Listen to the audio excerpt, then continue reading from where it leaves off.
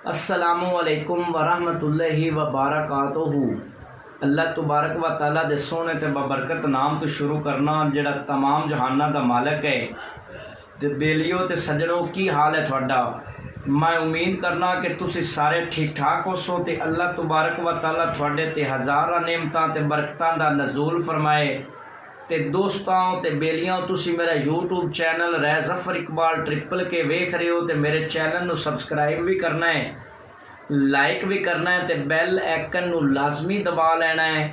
तो अज की जिहड़ी गल है ना वो छोटी जी है, सबक वाली बड़ी है। सबक तुहानू बड़ा असल उसी गल सारी सुननी है। तो गल शुरू करने हैं कि अफ्रीका दे विच ना, अफ्रीका एक मुल्क है, उनदे विच ना एक ऐसा कबीला है कि जिहड़ा ना बंदरां दा शिकार करते हैं तो उन्होंने पकड़ के ना ते अपना रोज़ी रोटी जिहड़ी है ना वो हासिल करते हैं। उन्होंने बेच के ते अपना निज़ाम चलाते हैं। तो उन्हों का ना काम हुंदा है, बड़ा अनोखा काम करते हैं कि बांदर जिहड़े ने उन्होंने पकड़न का जिहड़ा पिंजरा ते जिहड़ा जाल तैयार करते हैं ना वो उन्हों का ज़रा अनोखा स्टाइल है, वो अनोखा काम है। वो थानू दस देवां भी वो किवें शिकार करते हैं तो किवें बांदर जिहड़े ने ना पकड़ते हैं।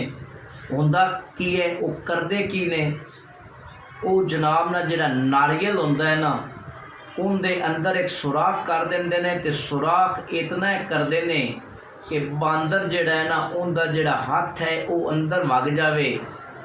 तो इतना वो सुराख करते हैं। तो सुराख इतना करते हैं तो करके ना तो सुराख दे विच ना काफ़ी सारिया चीज़ां जिहड़ियां ने ना खाण पीण वालियां वो भी रख देंदे ने। ते रख के ना ते आप साइड ते हो जाते हैं तो इंतज़ार करते हैं।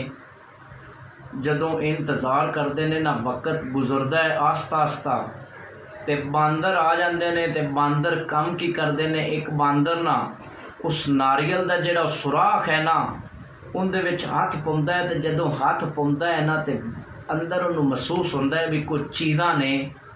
वो जदों चीज़ां नूं वेखदा है ना तो उन्होंने महसूस होंदा है भी खाण पीण वालियां चीज़ां ने। तो उन्होंने ना अपनी मुट्ठी दे विचों कुछ चीज़ां दो चार जिहड़ियां ने उन्होंने लेके ते अपनी मुट्ठी बंद कर लैंदा है। तो मुट्ठी जदों बंद करता है ना तो सुराख दे विचों वापस कड्ढण दी कोशिश करता है, लेकिन वो मुट्ठी जिहड़ी है ना वो होंदी है मोटी, वो निकल नहीं सकती। क्यों नहीं निकल सकती? क्योंकि उन्होंने सुराख ही इतना किया होंदा है कि एक दफ़ा ना बांदर दा हथ अंदर चला जाए, जे अगर वो हथ उनका हथ दे विच कोई चीज़ अंदरों वो चुके, वो सुराख दे विच जिहड़ियां चीज़ां पईयां ही होंदियां ने, वो कोई चीज़ चुकता है तो उन्होंने मुट्ठी करनी पाउणी है बंद।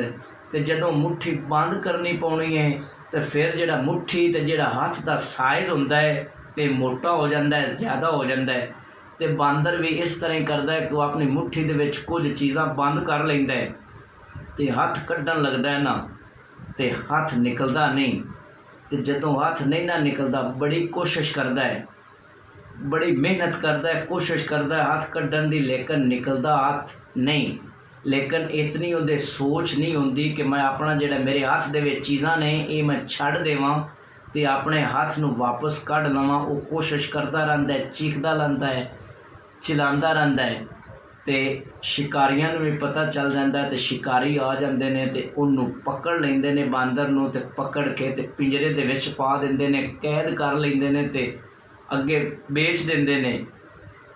दोस्तों ते बेलियो गल सुनान दा मकसद ते मतलब ये है कि साडे विच भी ना कुछ इंसान, कुछ लोग इस तरह होंदे ने कि वो अपनी ना उन्होंने बांदर तरह मुट्ठी तक कर लेंदे ने बंद। ते जदों मुट्ठी उन्हों दी बंद हो जाती है ना फिर वो बड़े पैर मारते ने, टंगा मारते ने, बड़ी कोशिश करते ने, लेकिन उन्हों तो काम ही इहो जिहा हो जाता है कि वो जिहड़ा है ना काम विचों निकलना बड़ा मुश्किल होंदा है।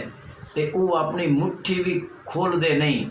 अगर वो मुट्ठी खोलन तो मुराद है कि अपना जिहड़ा जहन है, अपना दिमाग है, इस्तेमाल करके बंदे तो कोई भी गलती कुताही कोई मुश्किल वक्त आ जाए तो निकलिया जा सकींदा है। लेकिन अगर बंदा अच्छी तरह अपने जहन नूं इस्तेमाल करे, मनसूबाबंदी करे, लेकिन लोग जिहड़े ने दिमाग अच्छी तरह इस्तेमाल नहीं कर सकते, ਮਨਸੂਬਾਬੰਦੀ ਅੱਛੀ ਤਰ੍ਹਾਂ ਨਹੀਂ ਕਰ ਸਕਦੇ, ਉਹਨਾਂ ਦੀ ਵਜ੍ਹਾ ਤੋਂ ਕਰਕੇ ਆ ਕੇ ਨਾ ਉਹ ਆਪਣੀ ਮੁੱਠੀ ਬੰਦ ਕੀਤੀ ਰੱਖਦੇ ਨੇ, ਅਤੇ ਜਦੋਂ ਬੰਦ ਕੀਤੀ ਰੱਖਦੇ ਨੇ ਤੇ ਫਿਰ ਉਹਨਾਂ ਨੂੰ ਪਕੜ ਲਿਆ ਜਾਂਦਾ ਹੈ। ਤੇ ਇਸ ਵਾਸਤੇ ਇਹਨਾਂ ਗੱਲਾਂ 'ਤੇ ਗੌਰ ਕਰਨਾ ਹੈ।